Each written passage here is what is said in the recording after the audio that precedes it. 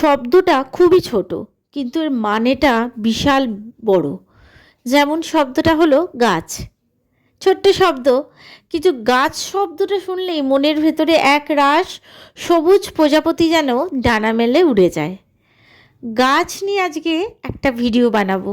হ্যাঁ, আমার বাড়ির ব্যালকনিতে বা বাড়ির ভেতরে ছোটো ছোটো ইনডোর প্ল্যান্টগুলো রয়েছে, যে গাছগুলো রয়েছে, সেগুলোই আজকে একটু ঘুরে দেখাবো আপনাদের। আর জানাবো আমি কি করে খুব সহজে কোনো খরচা ছাড়াই গাছগুলোকে ভালো রাখি, আর গাছগুলো কিন্তু সতেজ সবুজ থাকে। Welcome back to the channel. কেমন আছেন বন্ধুরা? আশা করি আপনারা সকলে ভালো আছেন, সুস্থ আছেন। বিকেলবেলা চলে এলাম, ঠিক বিকেলবেলা যাবে না, সন্ধ্যের আগের মুহূর্তে চলে এলাম আমার ব্যালকনিতে। প্রথমেই আপনাদের দেখাবো ব্যালকনির গাছগুলো। আমার ব্যালকনিটা কিন্তু বেশ লম্বাটে, যার ফলে নানা ধরনের গাছ রাখা যায়। প্রথমেই দেখাই, দরজার পাশে একটা ছোট্ট একতারা রেখেছি। এটা শান্তিনিকেতন থেকে কিনে এনেছিলাম। সেই একতারাটার মধ্যে ছোট্ট একটা মানি প্ল্যান্ট লাগিয়েছি। একতারাটাকে হ্যাং করিয়ে দিয়েছি, ঝুলিয়ে রেখেছি। দেখতে ভীষণ ভালো লাগছে, চোখে যেন একটা আরাম বোধ হচ্ছে। আর তার নিচেই একটা ছোট গাছ রেখেছি, সেটা হচ্ছে চন্দ্রমল্লিকা, শীতকালের গাছ। ছোট ছোট ডালগুলো রেখে দিয়েছি, জানি আর কিছুদিন বাদেই তো শীত আসবে, দুর্গাপুজোর পরেই, তখন আবার ফুল হবে। এই পাশটা দেখাই, দরজার এই পাশে একটা বসার চেয়ার আছে, উপরে একটা মানি প্ল্যান্ট রেখেছি, ছোট্ট একটা আলো আছে। আর এই সাইডেই একটা কাচের ছোট্ট টেবিলের ওপর এখানে রাবার প্ল্যান্ট, একটা পাতাবাহার। আর এই গাছটা ভীষণ ভালো লাগে, ফুলগুলো না বেশ লাল লাল আর বড় বড় হয় এই গাছের ফুলগুলো। গাছটার নামটা আমি ঠিক জানি না, কিন্তু যখন নার্সারিতে গেছিলাম না, তখন এই গাছটা আমি পছন্দ করে নিয়ে এসেছিলাম। এত সুন্দর। এখানে একটা মানি প্ল্যান্টের গাছ রেখেছি।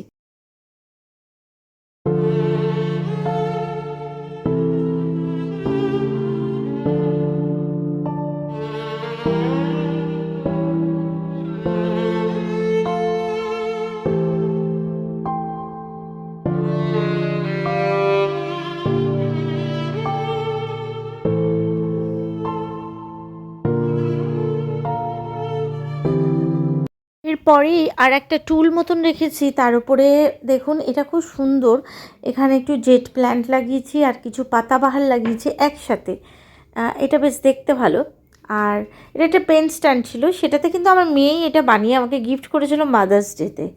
তার পাশে রেখেছি হচ্ছে এই যে জেট প্ল্যান্টটা। দেখুন, এর যে প্ল্যান্টারটা আছে ভারী সুন্দর দেখতে। আর একটু রাবার প্ল্যান্ট রেখেছি।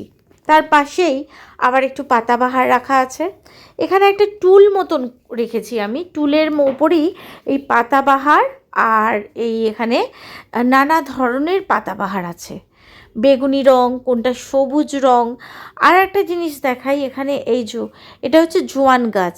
এই জোয়ান গাছের পাতা যখন আটা বা ময়দা মাখা হয় না, তার মধ্যে কুচিয়ে দিয়ে মাখলে একটা জোয়ানের ফ্লেভার আসে।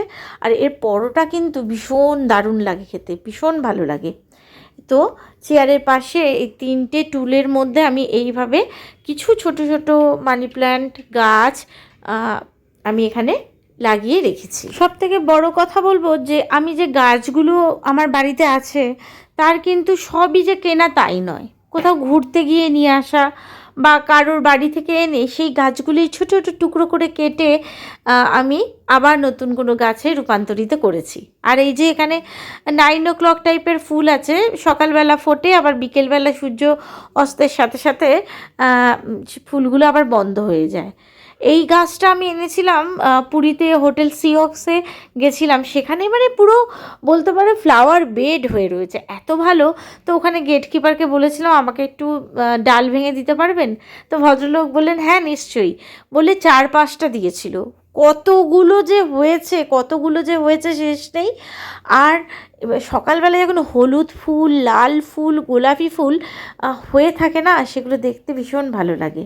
তো দেয়ালে একটা হ্যাঙ্গিং প্লান্টও লাগিয়েছি। আর নিচে এবার দেখাচ্ছি, টুলের পাশে ছোট্ট একটা কর্নার আছে, সেখানে আমি কিছু পাতাবাহার লাগানো। আর এখানে বাঁশের একরকম হ্যাঙ্গিং আছে ব্যবস্থা, সেইখানেও কিন্তু কিছু গাছপালা লাগানো হয়েছে, সব পাতাবাহার। মোটামুটি আপনারা কমন পাতাবাহার কিন্তু দেখতে পাবেন। আর এখানে জেট প্ল্যান্ট আছে। আবার এই বাটিগুলো এনেছিলাম পাহাড়ি এরিয়ায় গেলে, যেমন সিমলা থেকে, তখন ওই বাটিগুলোর মধ্যে বেশ কালারফুল নীল আছে একটা, হলুদ আছে একটা, লাল আছে একটা, তার মধ্যে ছোটো ছোটো পাতাবাহার লাগিয়ে দিয়েছি, ভারী সুন্দর হয়। আর এখন তো বর্ষাকাল, বৃষ্টির জল পেয়ে দেখুন এত সুন্দর পাতাবাহারগুলো হয়েছে, কি দেখলেই যেন মন ভালো হয়ে যায়। আর এখানে কিছু এরকম বাস্কেট মতন কিনেছি হ্যাঙ্গিং, সেগুলোর মধ্যেও কিন্তু আমি এইভাবে গাছ লাগিয়ে রেখেছি। গাছ হচ্ছে আমার কাছে একটা আলাদা জিনিস। আমার বাগানে পুরো সবুজে সবুজ ভর্তি থাকবে, এই যে নিচে বাগান, আর আমার ব্যালকনিটাও যেন পুরো সবুজে পরিপূর্ণ থাকে। হ্যাঁ, অনেকে এই ভিডিও দেখে বলতেই পারেন যে আপনার কাছে মোটামুটি গাছগুলো তো সবই কমন। হ্যাঁ, কমনই, ওই যে বললাম খুব বেশি খরচা করি না। একটা গাছ থেকেই কিন্তু আমি বলতে গেলে 8-9টা গাছ বানিয়েছি। এইভাবে ছোট ছোট ডাল কেটে কেটে করেছি, সেগুলোই কিন্তু আমার ভালো লাগে, যত্ন সহকারে গুছিয়ে আমি এইভাবে রেখে দিয়েছি। এখানেও একটা স্পাইডার প্ল্যান্ট আছে, এইভাবে গুছিয়ে রেখেছি, ওই যে একটু মনের ভালোবাসা থেকে যেটা হয় আর কি।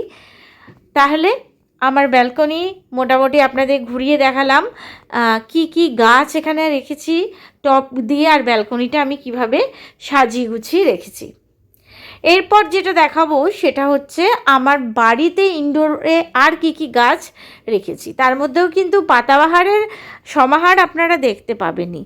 তো চলুন এবারে দেখাই ইনডোরে কি কি আমি গাছ রেখেছি, আর তার সাথে আমি আপনাদের জানাবো যে গাছ যে রাখার পরে আমি কিভাবে গাছগুলোর যত্ন করি, কি দিই, খাবার হিসাবে কি দিয়ে থাকি, সেগুলো অবশ্যই শেয়ার করব। প্রথমেই দেখাই আমার বেডরুমে এখানে একটা স্নেক প্ল্যান্ট রেখেছিলাম, ছোট্ট ছিল গাছটা, আজকে দেখুন কতটা লম্বা হয়ে গেছে।